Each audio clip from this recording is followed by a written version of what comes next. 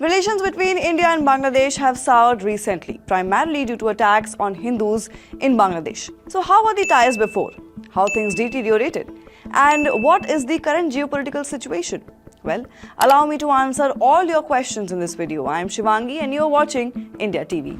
The Indian government has repeatedly expressed concerns over violent incidents against minorities, particularly Hindus in Bangladesh. At a Foreign Secretary level meeting in Dhaka, India's Foreign Secretary Vikram Misri raised the issue of attacks on Hindus. In response, Bangladesh's Foreign Secretary dismissed the claims as misleading and false. But that's not all. Chief Advisor of the Interim Government of Bangladesh, Mohammad Yunus, during a meeting with Misri, described India-Bangladesh relations as solid and close. However, he also expressed concerns about Sheikh Hasina's remarks from India, which have added to the tension between the two nations. But before we move ahead, it's important to understand the kind of ties between the countries when Hasina was in power.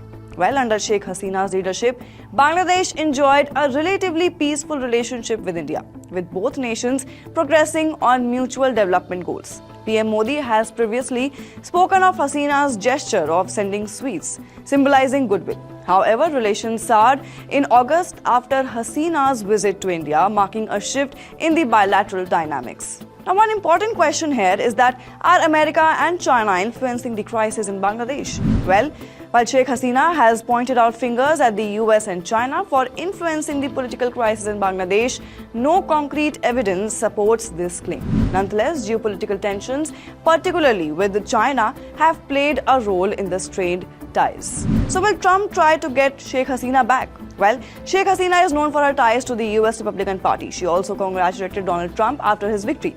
Meanwhile, Mohammad Yunus, who is aligned with the Democratic Party, represents a counterbalance to Trump's influence. So given these political alignments, it's possible that Trump could attempt to restore Sheikh Hasina's influence in Bangladesh amidst fears of a coup by fundamentalist groups.